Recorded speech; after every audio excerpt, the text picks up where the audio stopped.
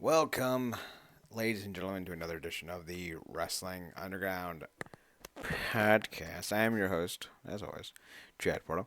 Joining me is the glorious one himself, Marcus Green. Marcus, how the heck are you? Good man. We made it into this new year. So should be interesting. Not Another year? holding not holding no expectations for the wrestling world or the real world. Nope. Another year in the books. Let's see if we make it through 2025. Um, Marcus, Chad, here again. We're going to talk a few things this week: World's End review, Wrestle Kingdom preview, and of course the return of Kenny Omega. Next week, though, because we're always on time, but we're never early. We will be doing our 2024 year-end reward awards. I got a few people lined up to do the voting with us. Marcus, as always, or I shouldn't say as always, but in recent years, we have usually 8 people. This year, with the abundance of options, what I do is I limited it, every nominee to two WWE, two TNA. No, I'm sorry, two WWE, two AEW, a TNA, MLW, NWA, and then a wild card entry, be it international, independent, what have you, for a majority of the options. Some options there would be, two AEW, two WWE, two TNA. Some options only had one WWE. Some options had no NWA or had no MLW. But for the most part, I tried to bring in all the major North American companies and, of course, the biggest Japanese companies as well, with a little bit of Mexico sprinkled in here or there when necessary, I should say. So, what we'll be doing is we'll be doing a tiered voting system, meaning our top guy will get 8 points, our second guy will get 7 points, and so on and so forth all the way down. That way, there's a more balanced and more defined voting metrics for us. So that way, we can have a more accurate idea as to who should win. It's going to be me and you voting, obviously. I'm going to extend out to some of our former compatriots like Zach, Alex, and Swisher, I should say. Zach Swisher and Ace. I'll also be bringing in a friend of mine who works for the NWA and most specifically for Cleveland Exodus Pro, I think is what they're called. He'll be voting as well. At least I've offered it to him. I think he'll be joining us. So, Towel Boy will have a vote this year as well. So, we'll have the results to you guys next Tuesday, assuming next Tuesday works for us. And we'll have the winners announced next Tuesday on the show. And we'll update everything on the website, and we'll know who gets to join the pantheon of past winners. We've been doing this for 15 years, man. 15 years. Actually, longer than that. I think we've been doing this for 17 years. But 2009 and 2008, I think, have been lost to the ether. I can't find the results of those. I don't even know if that was during our blog talk era. Hey everyone, it's Or if it Victor. was something completely different. Tell Victor I said hi. So next week, we'll reveal our winners. So it should be fun. The nominees are already selected. I spent a good portion of my, I think, Saturday compiling the list and organizing it to being just what I think makes the most sense. I do want your opinion on them. So like I'll send Yeah. it to you tonight. I'll post it on the website actually. So that way it's easier for you just to get access to it and just so you can check it out. And if there's any changes you want to make, let me know. We can make them. But I think I did a pretty good job compiling our nominees this year. So next week No, we'll I reveal know. the I winners. always trust your choices. Yeah, because I always go against what I want. Do I It's think crazy. do I think Cody Rhodes should be in the rest of the year category? No, he's had a fucking terrible title run. But that's my opinion. A lot of people seem to enjoy his boring ass wrestling title run and that boring ass company. Yeah, the foreplay was interesting. The sex not so much. Uh, You ever see but Waiting with Ryan Reynolds? yeah, Yeah, that's Bad. basically what I think of the WWE. That whole scene between Anna Faris and Ryan Reynolds. I won't go through the exact dialogue, but if you've seen the movie, you know what I'm talking about. Yeah. So World's End was this weekend, and I feel like some major news bits came out of it that need to be discussed. So we're going to talk about that then before we get to the previewing of Wrestle Kingdom. I saw some of the show. I didn't see all the show, so like I didn't see like the pre-shows. Tony Storm defeated Layla Gray. Jeff Jarrett defeated QT Marshall. Leo Rush, Action Andretti, and the Murder Machines, Lance Archer and Brian Cage, defeated the Outrunners and Top Flight. And it took me a whole minute to realize that Action Andretti isn't with Top Flight. I thought he was. Did he turn heel? Yeah, that Action Andretti, of course, was with Top Flight, um, and then they brought Leo Rush in. Leo Rush kind of started getting more aggressive and more geared towards like, why are we a group and not having no type of momentum? Why are we not going for more titles? Why are we not y'all not going for the tag titles? So he kind of just switched up his attitude towards things, and Andretti joined him, and they've kind of been beefed out with Top Flight ever since. And now they got a title shot coming up. So defected is what they did. So Leo Rush continues to ruin things, is what you're saying. He is the problem child. He is the problem child. So Osprey defeated Kyle Fletcher for the Continental Classic. I didn't see that, but I heard good things. Okada Yeah. defeated Ricochet by pinfall. I didn't see that, but I heard good things. Maria May defeated Thunder Rosa in a Tijuana street fight for the AEW Women's World Championship. This is kind of my issue with AEW right now. Maria May should either be headlining or sub-headlining each show. Instead, she's the third match on the card, on the main card. That's not great. I don't like that. I don't like that the secondary women's title, the TBS title. Granted, I heard the Monet Statlander match was good. I don't like that that's getting top billing over the world title. It's kind of like when CM Punk was wrestling Chris Jericho at WrestleMania, but The Rock and Cena were main eventing. It's like, It's that Brock effect, bro. They paying her too much not to have it in that spot. yeah, I get that, and I don't Mhm. disagree with it. I'm just, ugh, it's lame. Yeah. Mhm. Why are we still doing matches for the AEW Dynamite ring? I don't get it. Because MJ is exactly everything you said about MJF has been proven. The guy was out for a little bit, but they didn't really do everything they needed to do, and now he's just a predictable, pedantic, you know, guy who basically runs a lot of the same narratives. And one of the narratives they can't keep him away from because it's the most consistent is that damn ring. So you know, It's dumb. I think he's peaked as yeah, a. Now, I want to be very clear. You can get more out of him, but hmm this character has peaked. He won't ever yeah, be as big as he once was. You need to go in a different direction. You may need to get a little wild because the whole I'm a bad guy here and I'm going to insult you. Look at all these slubs. Like, oh my god, being a 1980s movie villain really doesn't work for 6 straight years. Like it was growing tiresome in MLW, and like the only redeeming quality was that it was in AEW then. So like you had like a new kind of market to kind of do this with, but like if you've seen one MJF promo, you've seen them all. And this dude doesn't wrestle that often, and he's not really that dynamic of a wrestler. It's not like he's a Will Ospreay, like who's probably the best wrestler in the world today. Um, hmm it's not like this dude is so good that he can just recycle himself. Like, yeah, think about The Rock. The Rock does the same skit, same bit.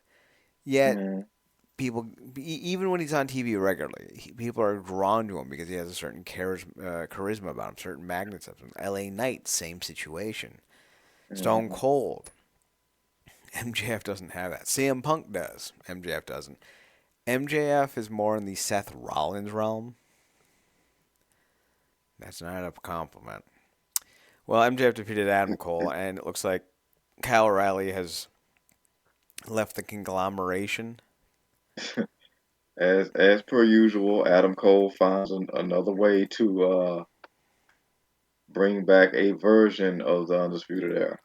So Yeah, only this time instead of it being Adam Cole, Kyle O'Reilly, Roderick Strong, and Bobby Fish, it's Kyle O'Reilly, Bobby Fish, Matt Taven, and Mike Bennett. So like that's something, yeah, right? yeah, That's something. Kaneshke Takeshita defeated Powerhouse Hobbs to retain the international championship. I don't understand the love affair with Takeshita. He's very talented. This isn't yeah, some slight against Takeshita as a wrestler. He's very talented, very good. He's also a dime a dozen on this roster. Like this roster needs more personalities, more people who can, excite you. The brooding, silent heel type isn't really a thing that needs to be around anymore. Like, put him in a mask, give him a gimmick, do something with him. That's more than what he's been given. I don't understand why this is such a hard concept. If you make the character worth paying attention to, people show up. This is the issue with AEW's booking in a nutshell. So many of the wrestlers are just there. Do you feel like Callis is any version type, a tier of what Heyman used to be for Brock? Oh God, no. Yeah, Like even a little. I think when you yeah, have to worry about Don Callis being around certain people at a given time because you don't know how he's going to behave, I don't think you can really even levy that kind of comparison because like the one thing you never hear about Paul Heyman, like you hear a lot of things. He's a dirtbag, a scumbag. You can't trust him. He steals money. He's a snake in their ass. Never once have I heard anyone say, "Well, yeah, but he also made me feel uncomfortable." yeah. Don Callis, depending on the rumors you want to believe, may or may not have been, again, depending on the rumors you want to believe, the reason why Karrion Kross and Scarlett Bordeaux left TNA. And if that's the case, Yeah, why do you have him on TV? And it's not like Don Callis is such a big get that you can like justify it. Like if the WWE brought back Brock Lesnar, which is a bad idea, he's such a big name that you would understand, not necessarily agree with, but you would understand the mentality for bringing him back. Don Callis isn't even a great personality anymore. Like MJF, yeah. he's a one-trick pony. I'd rather what's his name, Lambert, come in, Oh yeah. Hmm. and I want to be very Yeah, that, clear. I think Lambert's a better promo. I think he's far more charismatic. I think he's more interesting. And unlike Callis, Lambert has a history of managing champions in combat sports. this is true. And also, it's weird with Callis having that alleged reputation, negative reputation, and calling himself what version of a hand? The Uh, right hand, the menacing hand. What do he used to call himself? I The think hidden hand or something? the Silent Uh, Hand. yeah, something to that effect. But that doesn't help with the creepy alleging. Yeah, when you have the allegations against Don Callis that you have being the quiet hand or what have you isn't great. Yeah, Mercedes Moné defeated Chris Statlander in a match that was very good, by all accounts. Fans raved about this, and some fans are like, everyone owes Mercedes Moné an apology. And listen, I'm not disagreeing that Mercedes Moné is a great wrestler in the ring. She is, bell to bell, she's fantastic. yeah, And by all accounts, her reputation backstage has been sterling. She just needs to be more than what she is right now. As a personality, I feel like she's going through the motions. I feel like she thinks she's such a big deal right now that she doesn't need to add layers. The whole shtick with Toni Storm is fantastic. My new favorite wrestler on the AEW wrestler is Harley Cameron. Her whole shtick, love it. Mercedes Moné needs something more than the I'm a boss bitch who has money and I'm so good. It's been like 8 years of that shtick, right? And she doesn't take hiatuses long enough like Ric Flair for her to be able to pull that off so consistently. So do think she needs to be more than she is. This is the same issue with MJF. Like, good talent being held back by unoriginal ideas. Be more than Yeah, what you are. yeah, because I think we kind of alluded to it back when Jade was doing similarly what uh, Mercedes is doing now, but obviously uh, far lesser quality on the matches. Do you think it'll take somebody coming in and like doing the thing with like, oh my God, this undefeated uh, young legend like Mercedes gets beaten in seconds and absolutely destroys her confidence, and then she has to go back to the drawing board and come up with something different? I think you'd need something like that. I think you need kind of that game changing type of feud, almost like the stunning Steve Austin and the Stone Cold Steve Austin mentality. I Mm, think you need something like that, or like Becky Lynch getting punched in the face. yeah, talk Like, you about. need something like that. I don't know what you do with this, but I think maybe if you kind of go in like a female Muda situation where like, cause she's big into Japanese culture, she's big into the Japanese mindset. So like maybe if you have her embrace more of like a Japanese heel villain, maybe she paints half her face. Maybe like you do something like the Road Warriors in terms of face paint, something dynamic and unique, and you have her be like a more quiet, brooding heel. I think you can get some mileage out of it. No, that's a rough idea that I came up with in 30 seconds of pondering. You could probably do better if you have more time. But the Mercedes Moné gimmick does not work to fulfill her potential in which you signed her for. And I don't think it's the worst idea to consider giving her a new gimmick because you might be able to get more out of that than what you're getting now. That's not a knock on her in ring work. She's fantastic. But also, Yeah, a change isn't always a bad thing. yeah. So Okada defeats Will Ospreay to win and retain the Continental Classic Championship. He defeated Eddie Kingston for it, who won it last year, if I remember correctly. After he won it and retained his title, Christopher Daniels came out and said that I'm no longer an EVP. I didn't know that he was. Apparently, I missed some stuff. And then out comes Kenny Omega to give Okada the championship title belt, hinting at them revisiting the rivalry. I would be more excited about this if Okada's character wasn't a schlet heel, like a schlemiel kind of sidekick to the Young Bucks. If he had more of a mafioso kind of like final boss aura about him, where he does his own biddings and like he has a Thanos like if you want something done yourself or if you want something done right, you should do it yourself. If he had been booked like that and then Kenny Omega comes out, that would be awesome. If he had been booked like that and they didn't have this awful Death Rider storyline going, I think it would have been far more impactful for Kenny to come back. That being said, I think his return is still an 8. It could have been a 10, but it's still an 8 because Okada and Omega, even at their advanced ages, will still be awesome. So I'm excited, especially with the Dome show. What is it? Thursday, Friday, Saturday? Yeah, that yeah, because we're Kingdom. You're talking about Kingdom. Yeah, Thinking the about Dome Wrestle show. Dynasty. Yeah, Yeah, January 4th.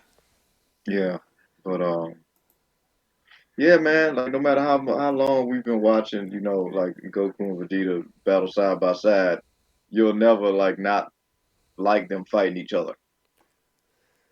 So no matter how long these two, have kind of been away from each other. And obviously, yeah, you're not gonna be able to recreate that magic that they had in Japan because it was just, everything was building towards each other.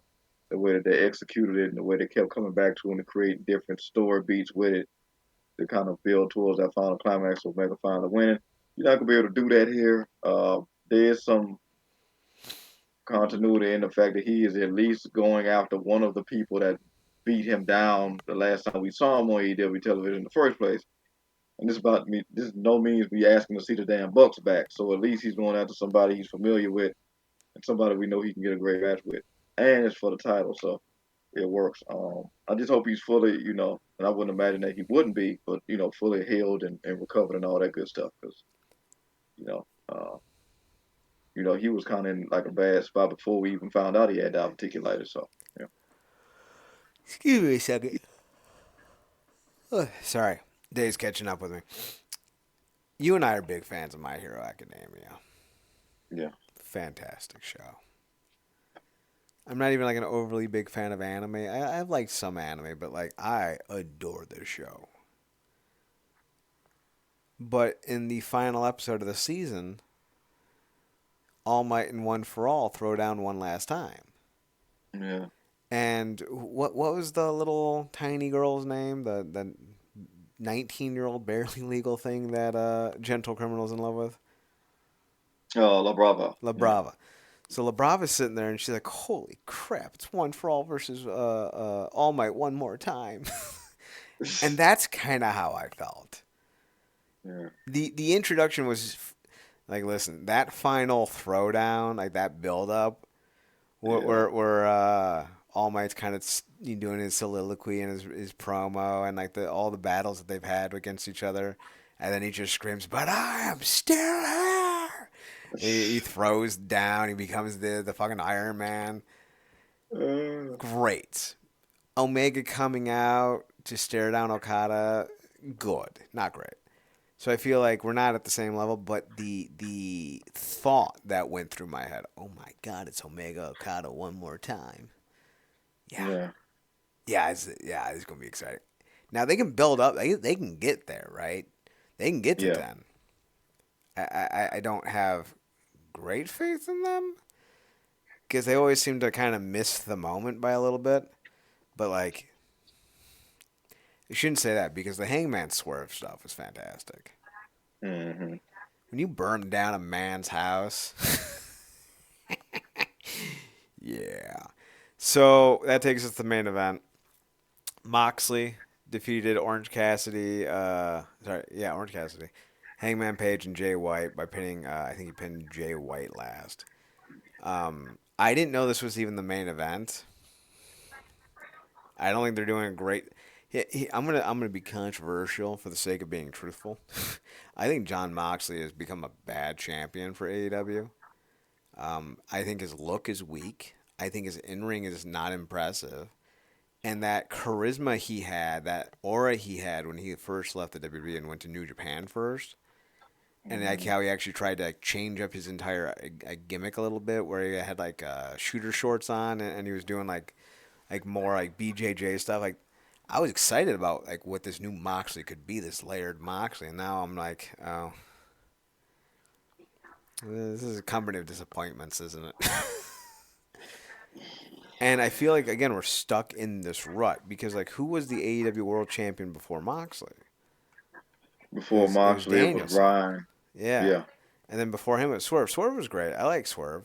Danielson was Mm. chill, but he didn't really have that long of a run. But like this is now the fourth time John Moxley's been a world champion in this company, and Yeah. can you really say that any of his title runs, including this one, has been good? I mean, I think to me he's still like out of everything we saw and didn't get during that time because obviously it was COVID. I think he was the best COVID champion. Yeah, Uh, but that's like anybody, saying but that like yeah, the bullet that hit your kneecap was the best bullet you took. but I think to your point, that was very much carrying a lot of that momentum of him coming off of WWE and needing a proof point and stuff like that. And I think he proved it with that. I think that may be where he peaked as champion. The third reign was cool.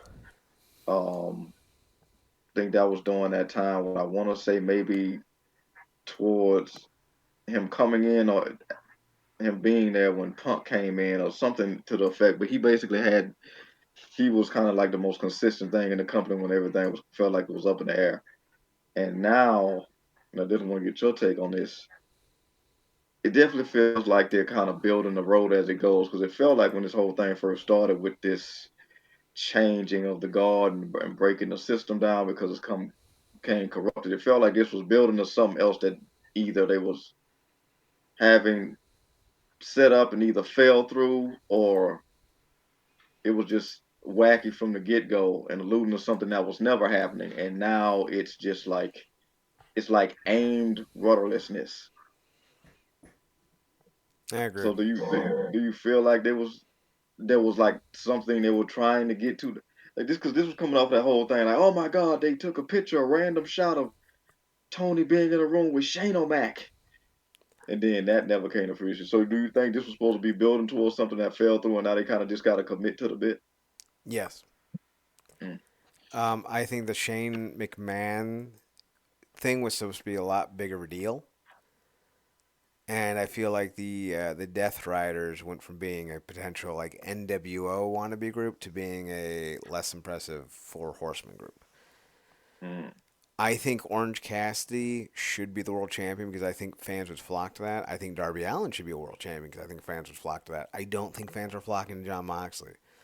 I think the quote the sickos, AEW is for the Yeah. sickos. I think they love Moxley as champion.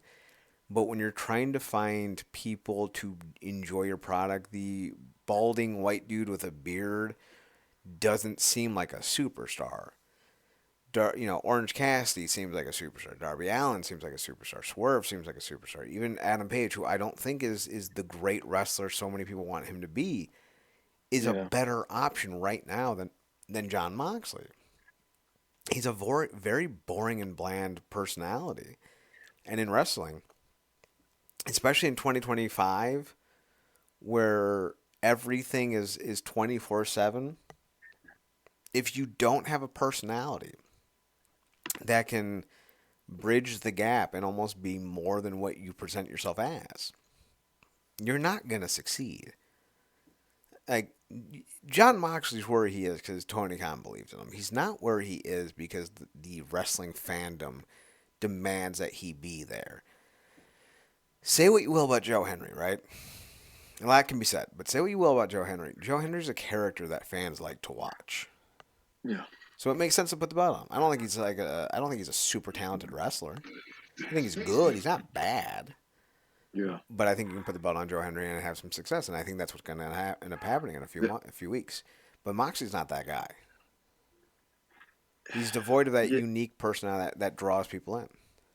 Yeah, and because like you said, I think a lot of that momentum of him needing to prove him he's something different is kind of worn off because he's done that, and he has been somebody, and I think he's very much a straightforward guy, always has been, and I think that's something Khan can appreciate. I think he's also been somebody that Khan can consistently lean on and go to whenever he's needed. Like you said, put the world title on him, or just somebody to be there that wants to be there, that wants to have these hard hitting matches, that just wants to show up and work.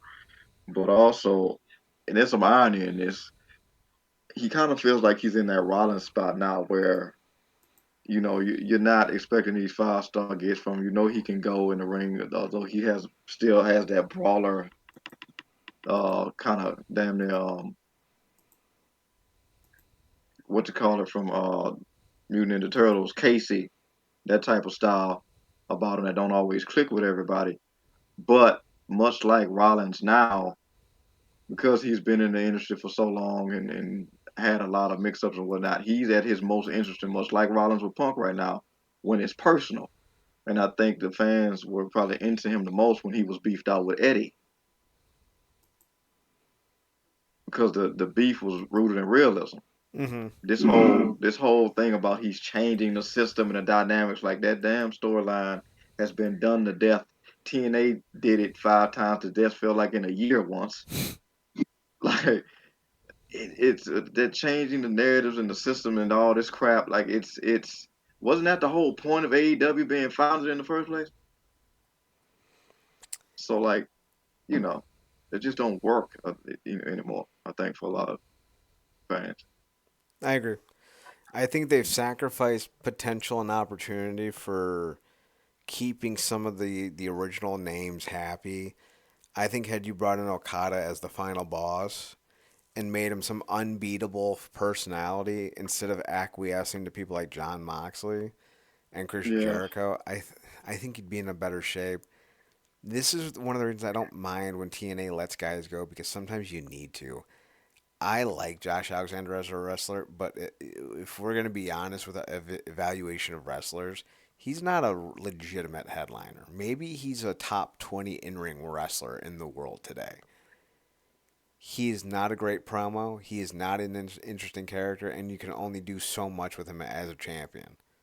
And once you get him into that stratosphere, it's hard to book him elsewhere on the card unless he's involved in the title scene because now the expectations is he's a challenger. He's a yeah, champion. He needs to be in that title, and it bogs down the roster. I feel like that's Moxley. yeah, Maybe at one point in 2020 he was a genuine headlining option because fans loved him, but since then he's ran his mouth about CM Punk and hurt his fan base. He's had issues with addiction which hurt his fan base. His matches, while not bad, haven't been exactly barn stellar. burners. And Yeah, now you're in the situation where he's this heel champion, and people are like he's allegedly basing his character off some like neo-Nazi or something like that from a movie I've never seen, and he's doing a lot to really harm his image, even if it's not directly intended to.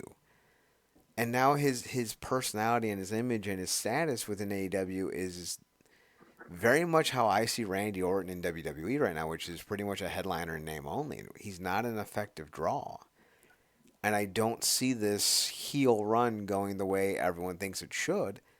And I think if you switched gears and put the belt on Orange Cassidy, I think you could have a genuine pop at the top that would bring people in because he is a personality. He is a gimmick. He does do interesting things. yeah. That's yeah. You're absolutely right. But again, in this, I know we got to move on, but this does, make me think to segue into something like another question about this whole thing because we got two returns at the end of by the end of World's End. Mm-hmm. Um, and like to your point of like you said, we got two great potential uh guys to be up next in Darby Allin and Cassidy. I probably lean more towards Cassidy because you can't never really trust Darby Allin to not put himself in a situation where like the title got to be vacated because this guy put himself in a situation he shouldn't have. Now he's hurt legitimately.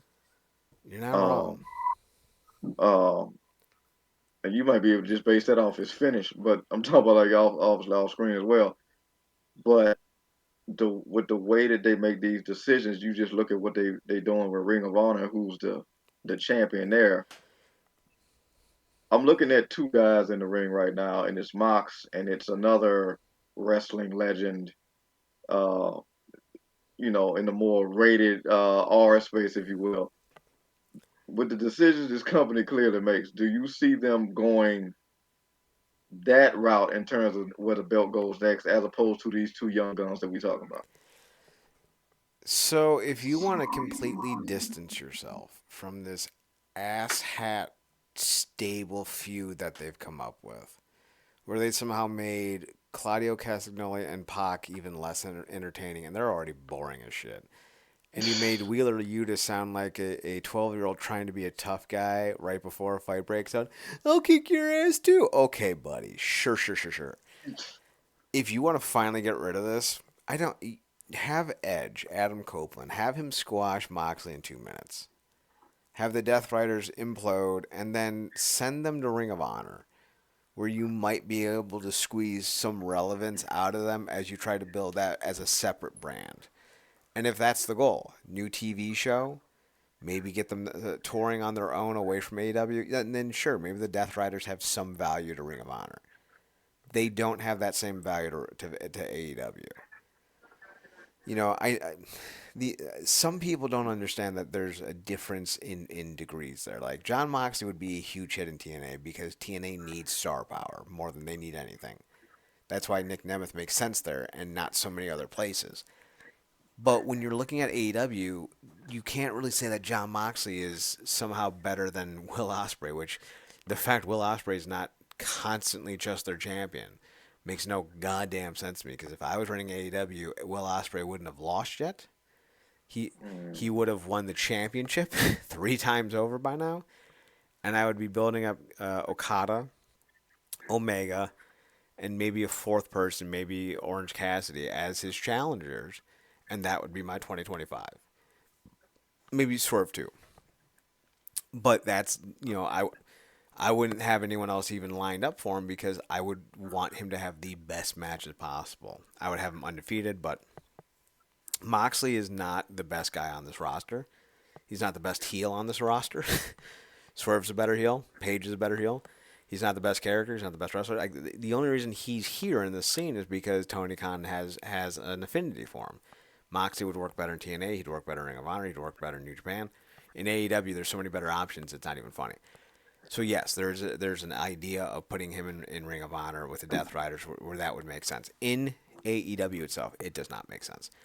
What you could do, Marcus, to pivot off of this bad idea, this grown level of a stable, have Mox lose the title, send the Death Riders as a whole, because Pac, Claudio, and Wheeler Yuta aren't doing anything in AEW that makes you think, oh yeah, they should stick around. Send all 4 of them down to Ring of Honor.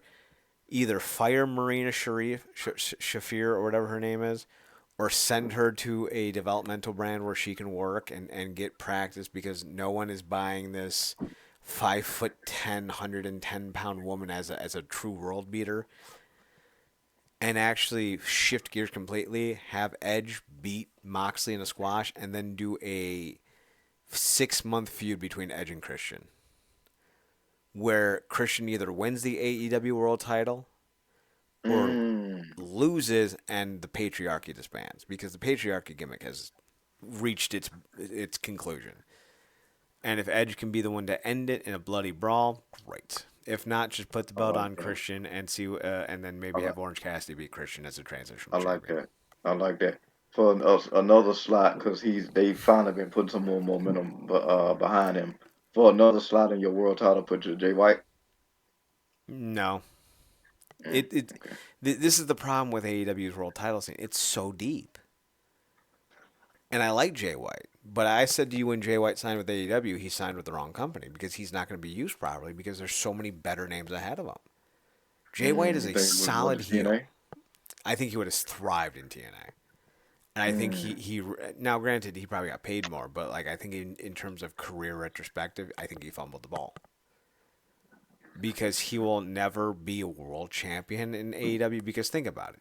Orange Cassidy's a more deserving world champion. Darby Allin is the face of the company, past 10 years. Okada, Ospreay, Moxley, Edge, Christian, Lashley in. Yeah. Lashley, Swerve, Hangman. That's 10 names right there that are better than Jay White. Now you have Kyle Fletcher coming up. You got Powerhouse Hobbs back in the scene. Kaneshke Takeshka. We haven't even mentioned MJF or Adam Cole. Mm-hmm. You're right. They deep. You're maybe looking at Jay White as 15th on the pecking order. And then you have to realize that if somebody knew how to use Juice Robinson the same way that he was used 6 or 7 years ago in New Japan, when he's like, I got a left hook, and that's all I need to win. Yeah. When he was like that bravado and like that, like the burgeoning modern day Randy Savage, like when that Juice was a better option than Jay White.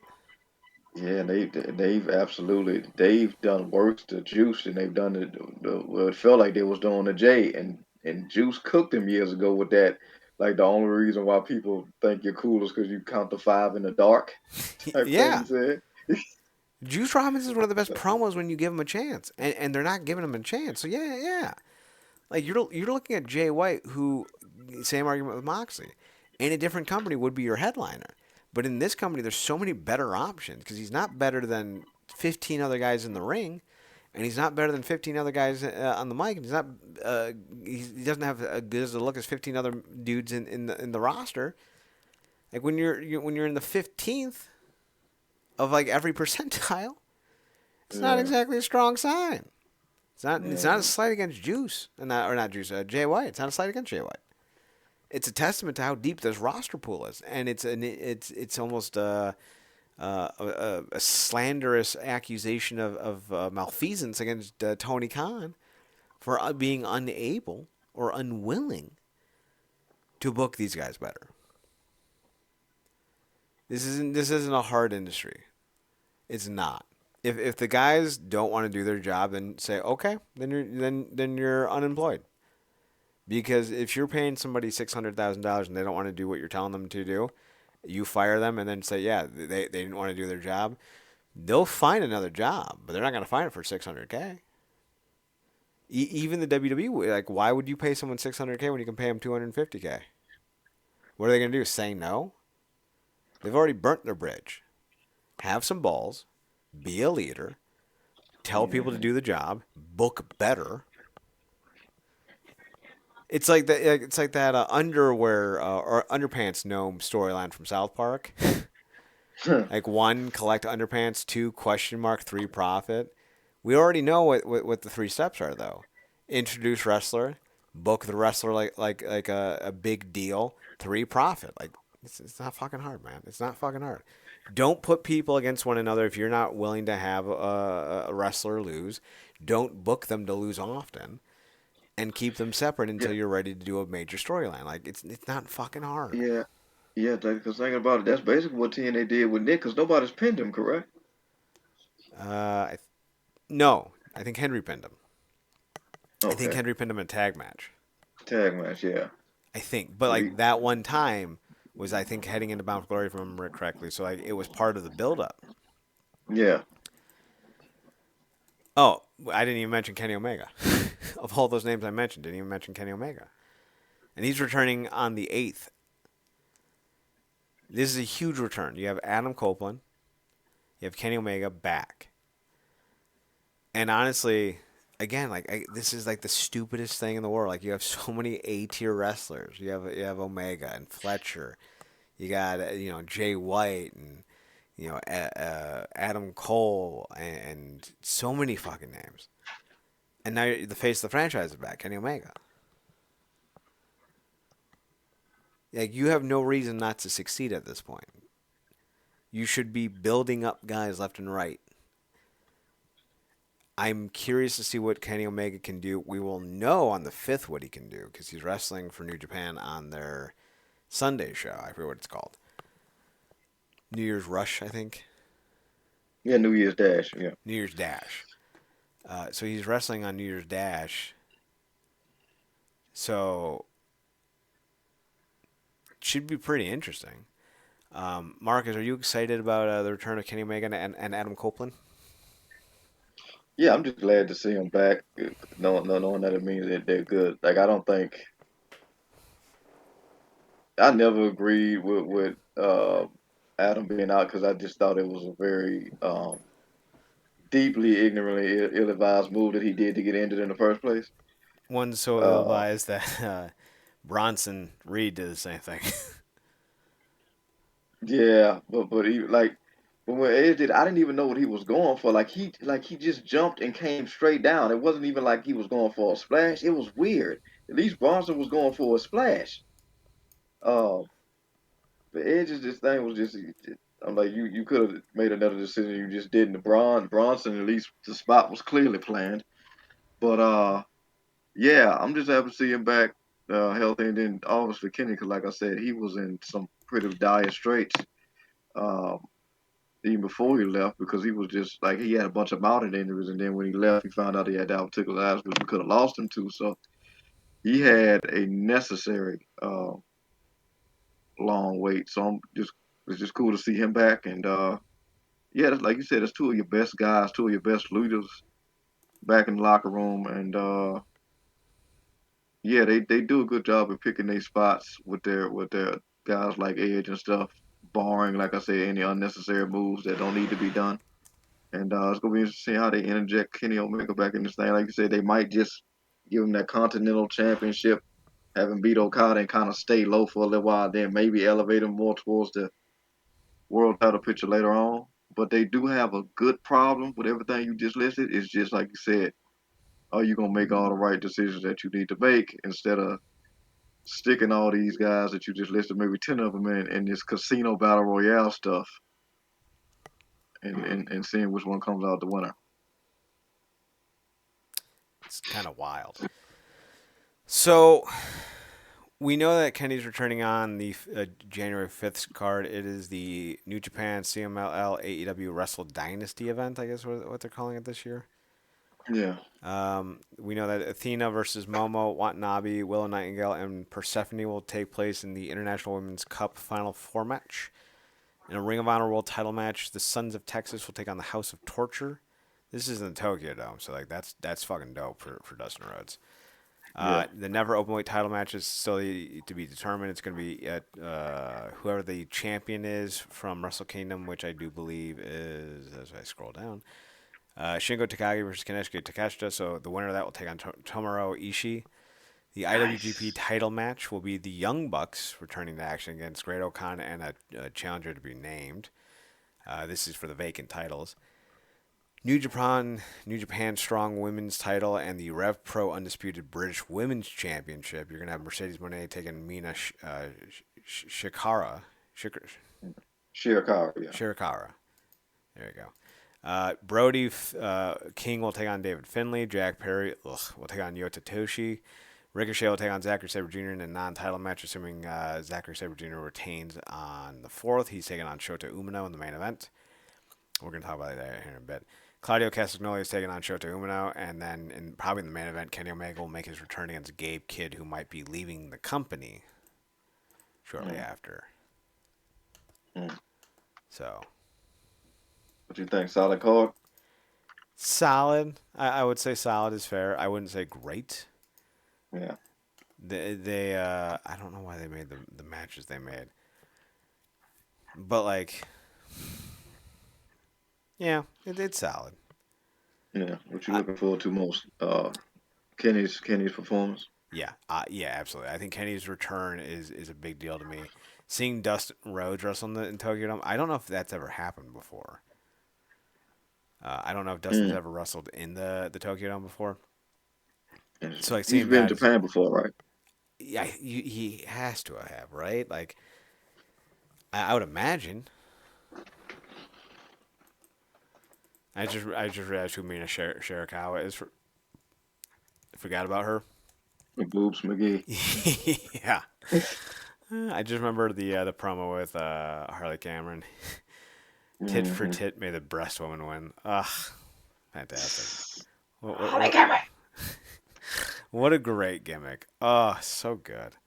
Let's see, I went to the wrong Dustin Rhodes page. I went to Wikipedia. I meant to go to cage match. Oops. Congratulations to Dustin Rhodes' daughter. Apparently, his daughter's going to be having her second child, so that's cool. Nice. So yeah, let me just pull this up real quick, see what we can find. You would think he did it. Yeah, so he wrestled in All Japan in 89 and 90.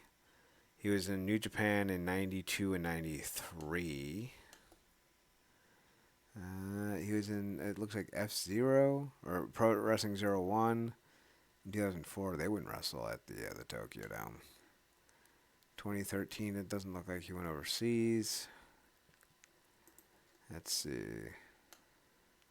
Okay, so he and his father wrestled Kim Duke and Masa Saito in the New Japan Super Warriors in Tokyo Dome event on January 4th, 1992. So this is, can I do math? This is 33 years in the making. Nice. 32 years, because he also wrestled against Masa Saito and Shinya Hashimoto in 1993, 1 year later, tagging with Scott Norton. So 22 years in the making, his return.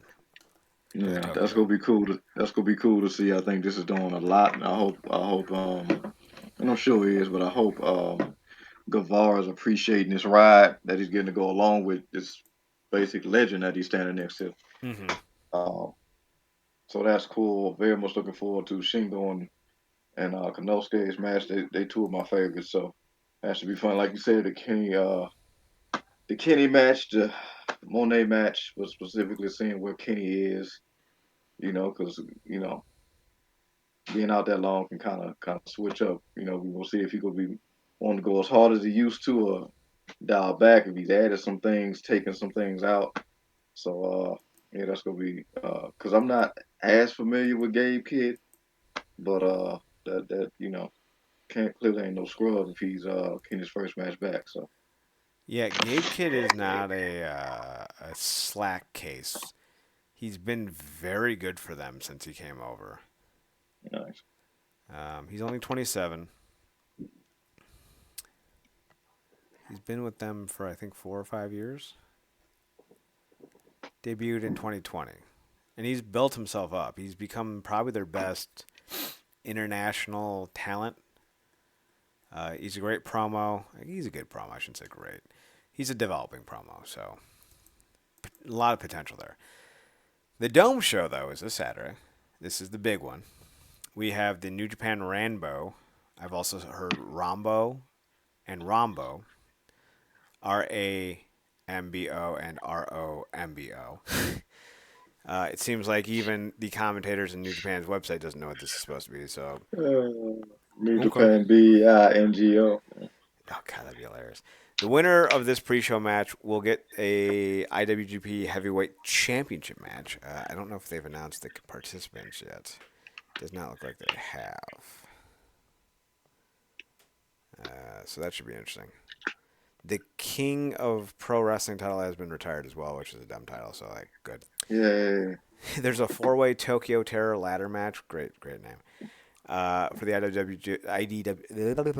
IWGP Junior Heavyweight Championship, we have the Intergalactic Jet Setters, Kevin Knight and Kushida. Kevin Knight's on an expiring contract. Taking on the Ichiban Sweet Boys, Robbie Eagle and Kosi Fujita, versus Catch 22, TJP and Francisco Akira. Apparently TJP's on an expiring contract. Oh no. And they're also taking on the Bullet Club War Dogs, Clark Connors and Drilla Maloney. Should be a fun match. AZM will take on Mayu Iwatani in a singles match for the IWGP Women's Championship. I'm not too familiar with either of these women. I know who Iwatani is. She's quite good. I don't know who AZM is, or Azumi. It's Azumi. That's how you pronounce her name. Ren Narita will take on Jeff Cobb. Will take on Roihi Oiwa and El Fantasmo in a Four Corners New Japan World Television Championship match. Hiroshi Tanahashi will take on Evil. Ugh. If Tanahashi loses, he must retire from in-ring competition. Listen, that's going to give Evil a lot of heat if that happens, but not the good kind. In fact, Evil is my MJF Eric Young of New Japan. I don't get the point of him anymore. We can just say goodbye. He was at that stage, both I guess character wise and certainly aesthetic. If they came out with like a new extended season of Sons of Anarchy, he'd make a perfect foil. Yeah. Yeah. Then we have Shingo Takagi taking on Kaneshige Takeshita in a winner-takes-all match. It's the Never Openweight Championship versus the AEW International Championship. Again, I don't get the hype around Takeshita as an American wrestler. If he's about to go back to Japan, because I think he's been on like a furlough essentially, fine, but I don't know. Dime a dozen wrestler. Doki will take on El Desperado for the IWGP Junior Heavyweight Championship, and I've never seen the Junior Heavyweight Championship basically be more uninspired and unimpressive in years. We are a far cry away from where we were 10, 15 years ago when people like Doki and Desperado were fighting over it. Yikes. David Finlay will take on Yota Tsuji for the IWGP Global Heavyweight Championship. I hate this belt. What is it? It's the IWGP Global Heavyweight Championship. It's their new Intercontinental title, and it sucks. They added another damn title. Yes. And they gave it to David Finlay, so you know it's not great. In another match I don't understand, Tetsuya Naito is taking on Hiromu Takahashi. I don't know anyone who wants to see this match. I wonder how far off he is from retirement, because they've been doing this thing where he's basically now got to the point where he's just like facing all of his guys. Yeah, he's got two bad knees. He's 42, but Takahashi's pushing 36. So like it's not there's so many young guys that could be on this card, right? Yuya Uemura, I don't see him on this card. He'll probably be in the New Japan Rambo. But you would think, like, if you're trying to get Yuya Uemura over, why not put him Yeah. against Naito? Because they had, like, what, three guys? It was supposed to be Yuya Uemura, Shota Umino, and then I can't remember who the fourth guy was, the third guy was. Well, this ain't for a title or a grudge match. This is just kind of a type of for the glory type match. Yeah. Yeah. But, like, that's the thing, like, you could have made this so much more relevant and important because, you know, who knows how long Naito has left, right? Yeah. So wouldn't it make more sense to put him in a situation To make a guy. where you elevate a guy to the next level? Because Yeah. Takahashi's, he is what he is. There's not going to be another level for him. Yeah. He's, Now you take he's him out. pushing 36. Yeah. Now you booking it. Where do you put him, or do you put him on the card at all? Takahashi? Yeah. Maybe I'd put him in the New Japan light heavyweight division because it's bad. So, like, I don't know. I will say, like, Yota Tsuchi being on here, it makes sense. I think he's the third of the trio of new guys. Umino, Yu Uemura, and Sushi, I think, or Sushi. I don't know how you pronounce his last name. I think those are the three guys that I would definitely have on there. I know a lot of people would have Ren Narita. I don't know if I'd have Ren Narita. Which one was John Moxley's lackey? I want to say, was it Umino? I want to say it was, right? Yeah. Is Ren Narita on the on the card? Yeah, he's New Japan Television Champion. So the only one who's not on the card is Joya, Joe Hendry's former tag team partner, and I don't know why not.